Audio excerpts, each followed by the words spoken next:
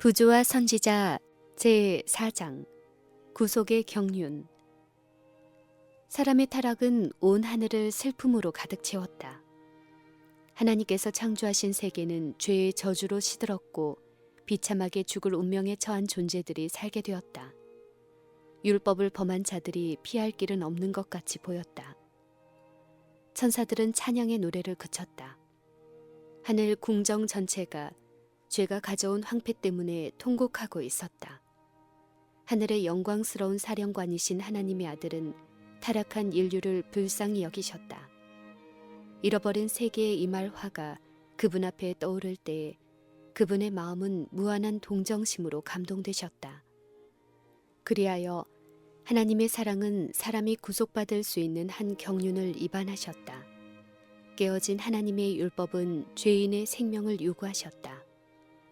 온 우주에서 사람을 위하여 이 요구를 만족시킬 수 있는 이는 한 분밖에 없었다.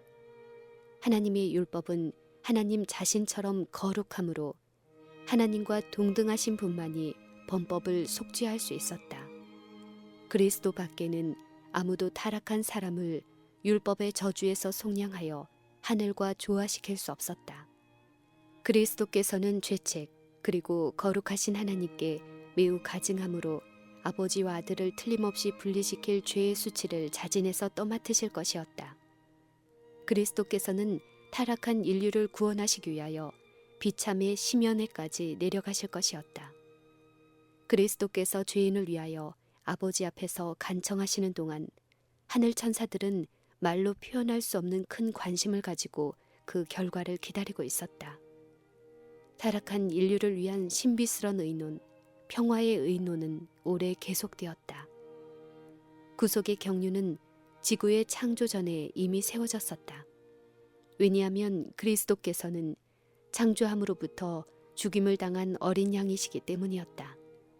그러나 우주의 왕에게 있어서도 범죄한 인류를 위하여 당신의 아들을 죽도록 내어주는 것은 큰 투쟁이 아닐 수 없었다. 그러나 하나님이 세상을 이처럼 사랑하사 독생자를 주셨으니 이는 저를 믿는 자마다 멸망치 않고 영생을 얻게 하려 하심이었다.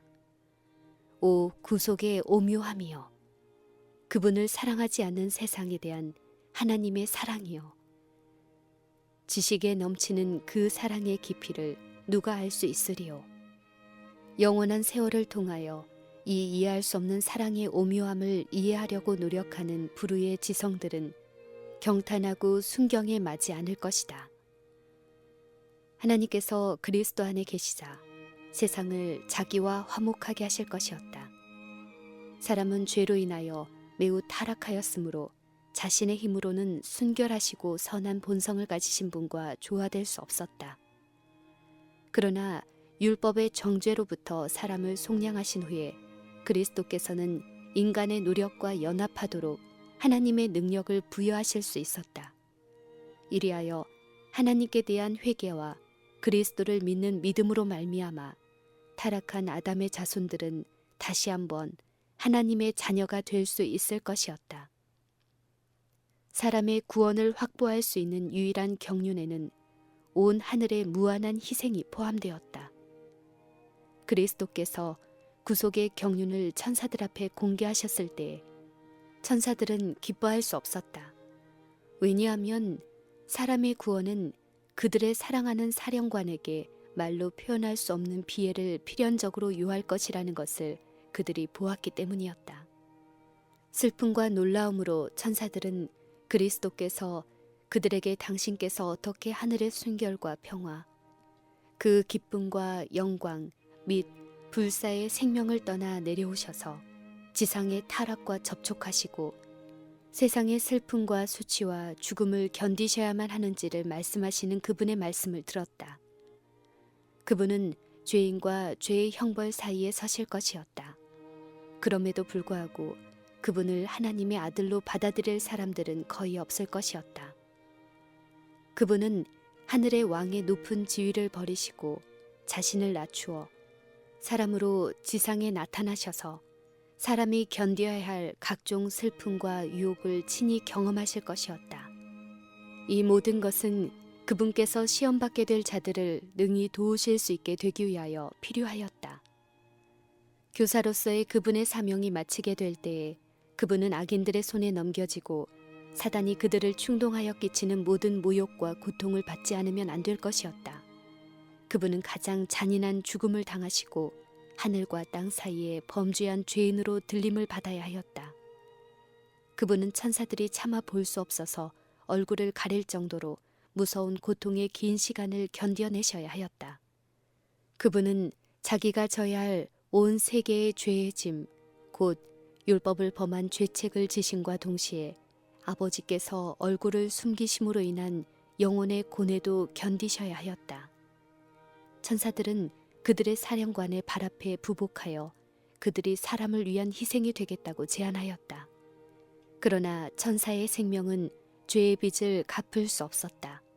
사람을 창조하신 분께서만 인간을 속량하실 수 있는 능력이 있으셨다. 그러나 천사들은 구속의 경륜의 일익을 담당하게 될 것이었다. 그리스도께서는 천사들보다 잠깐 동안 못하게 하심을 입은 자, 곧 죽음의 고난을 받은 자가 되실 것이었다. 그리스도께서 인성을 취하실 때 그분의 능력은 그들의 능력에 못 미칠 것이었으며 그들은 그분께서 고통당하실 때 그분께 수종들고 그분의 힘을 북돋아드리고 위로할 것이었다. 그들은 또한 구원 얻을 후사들을 위하여 섬기라고 보내심을 받은 부리는 영이 될 것이었다.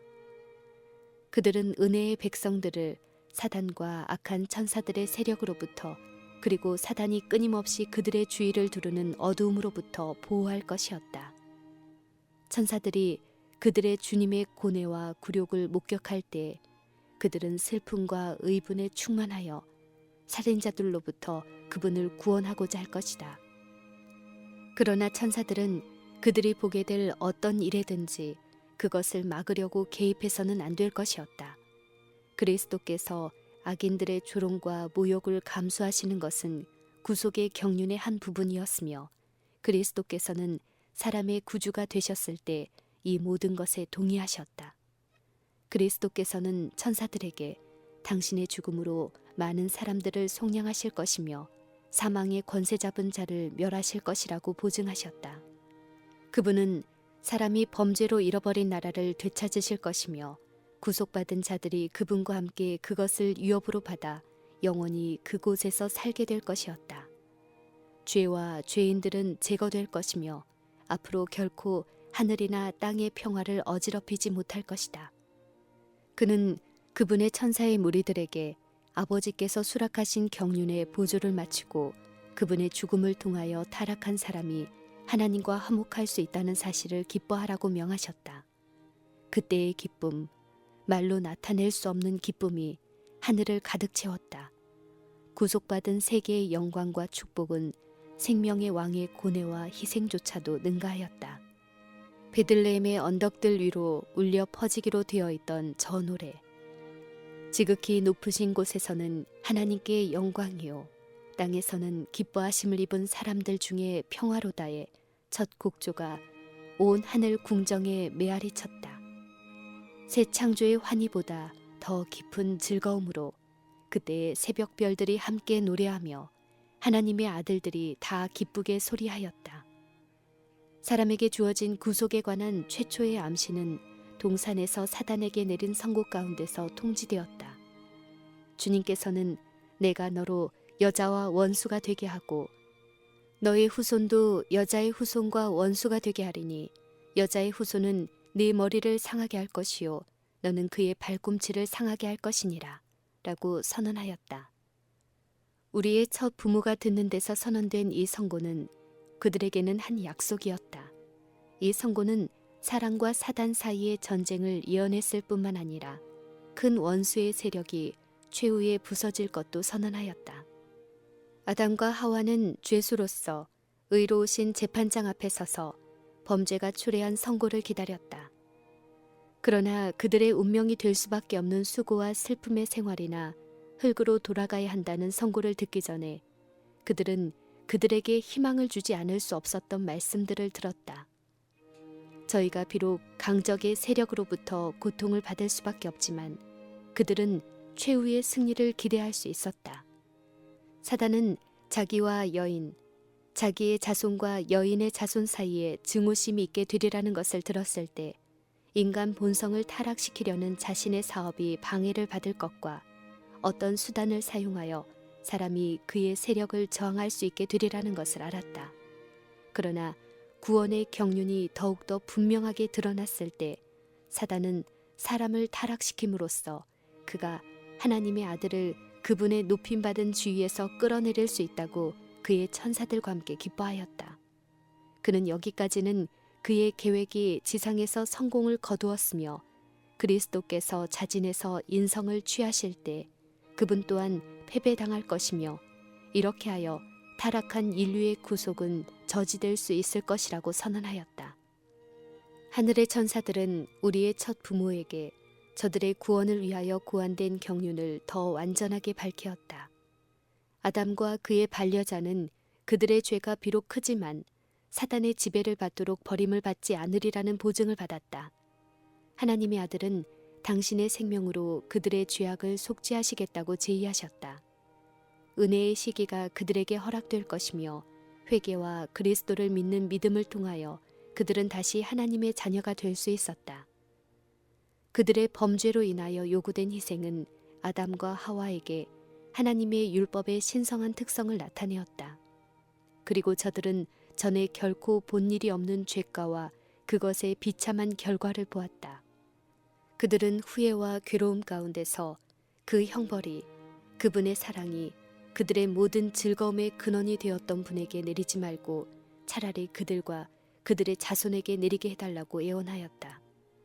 그들은 여호와의 율법은 땅에서뿐 아니라 하늘에서도 그분의 정부의 기초이기 때문에 천사의 생명이라도 이 율법을 범한 데 대한 희생으로는 받아들여질 수 없다는 말씀을 들었다.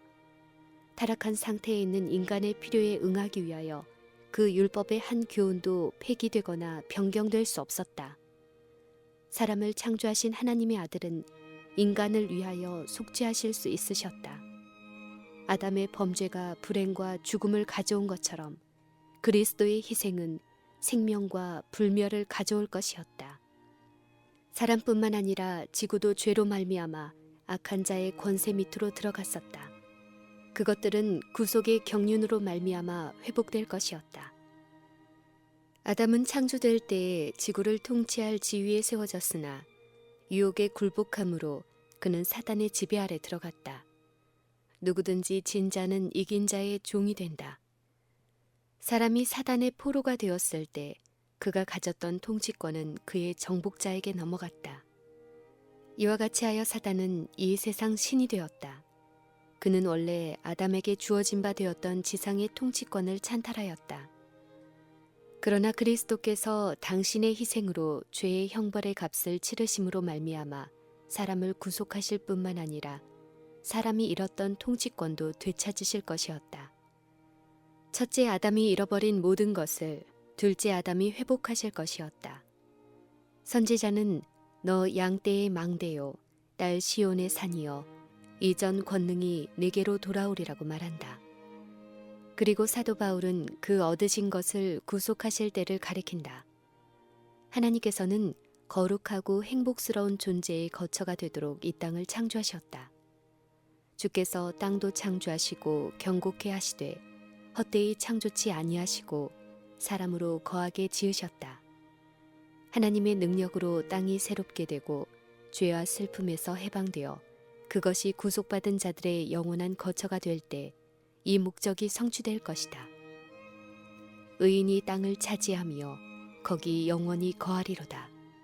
다시 저주가 없으며 하나님과 그 어린 양의 보좌가 그 가운데 있으니 그의 종들이 그를 섬기리라.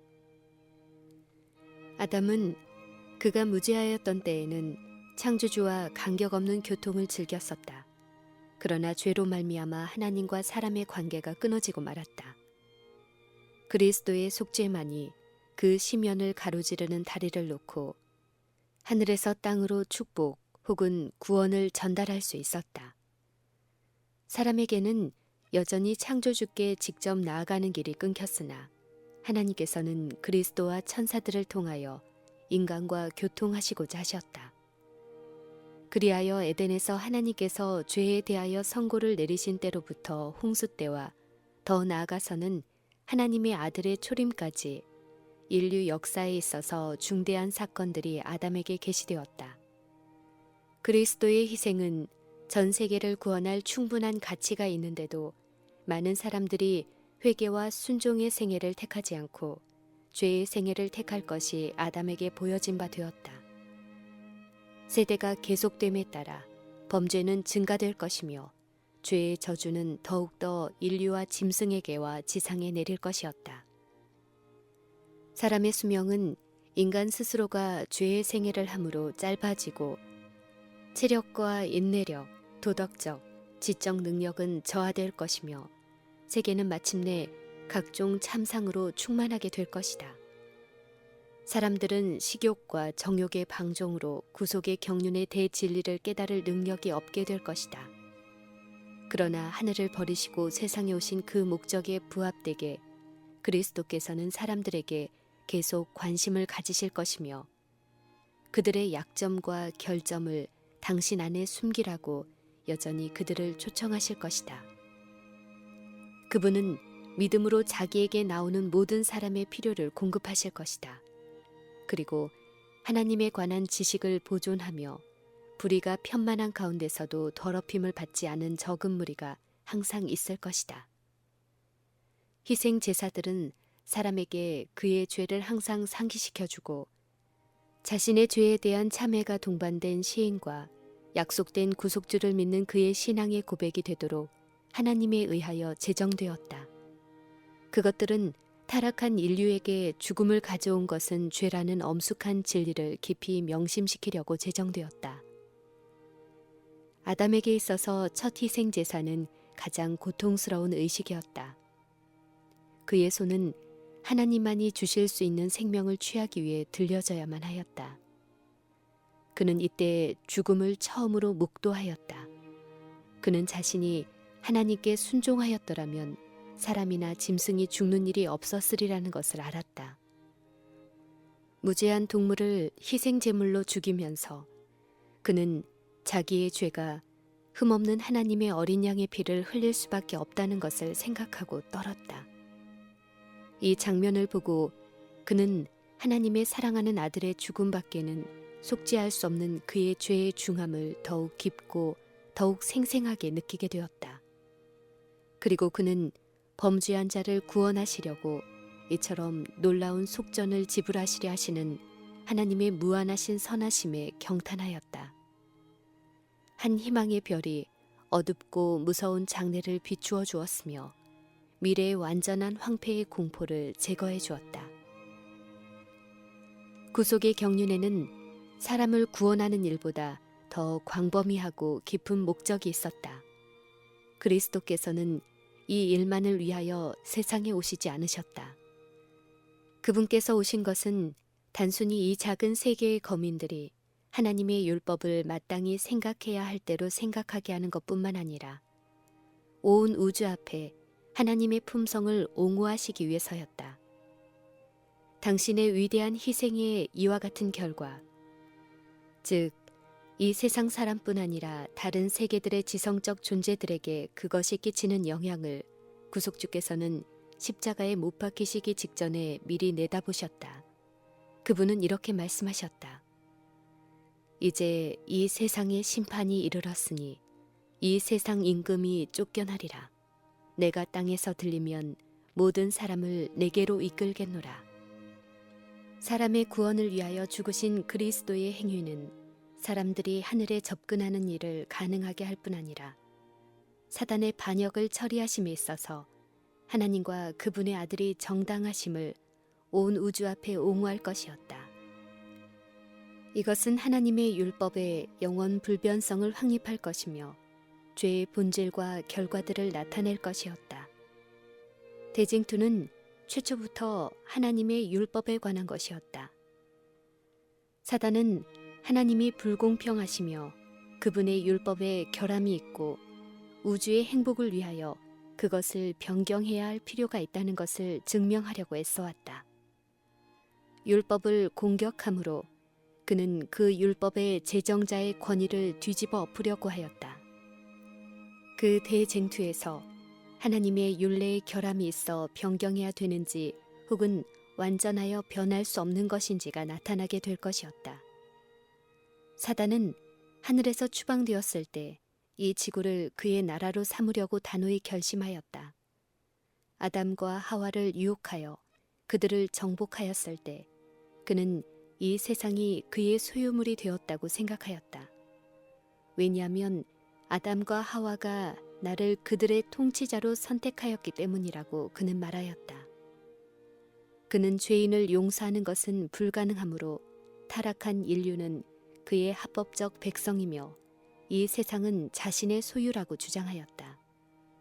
그러나 하나님께서는 자신과 동등이신 당신의 귀하신 아들을 주셔서 죄의 형벌을 담당하시게 하심으로 그들이 그분의 은총을 회복하고 그들의 에덴 본향으로 돌아갈 수 있는 길을 마련하셨다. 그리스도께서는 사람을 구속하고 사단이 장악하고 있는 이 세상을 탈환하시겠다고 약속하셨다. 하늘에서 시작된 대쟁투는 사단이 자기의 소유라고 주장하는 바로 이 세상에서 결판날 것이었다. 그리스도께서 타락한 사람을 구원하시기 위하여 자신을 낮추신다는 것은 온 우주가 경탄할 일이었다. 별에서 별로, 세계에서 세계로 다니시면서 만물을 감독하시고 그분의 섭리로 창조하신 광대한 우주의 각계 각층의 존재들에게 그들의 필요를 공급하시는 그분께서 당신의 영광을 떠나 몸소 인성을 취하시기로 동의하신 것은 죄 없는 다른 세계들의 지적 존재자들이 이야기를 원하는 신비였다. 그리스도께서 인간의 모습으로 우리 세상에 오셨을 때 온 우주는 그분께서 말 구유에서 갈바리에 이르기까지 피 묻은 길을 한 걸음 한 걸음 옮겨 놓으시며 가로지르시는 모습을 비상한 관심을 가지고 지켜보았다. 하늘은 그분이 받으신 능욕과 멸시를 주목하였고 그것이 사단의 선동으로 말미암은 것임을 알았다. 그들은 서로 적대적인 세력의 역사가 진행되는 것을 주목하였다. 사단은 인류에게 계속적으로 흑암과 슬픔과 고통을 가져다 주려고 노력하고 있었고 그리스도께서는 그것을 막고 계셨다. 그들은 빛과 어두움 사이의 투쟁이 더욱 격렬해지는 것을 지켜보았다. 그리고 그리스도께서 십자가 위에서 숨을 거두시며 고통 중에 다 이루었다고 부르짖으실 때 승리의 함성이 온 하늘과 온 세계에 울려 퍼졌다.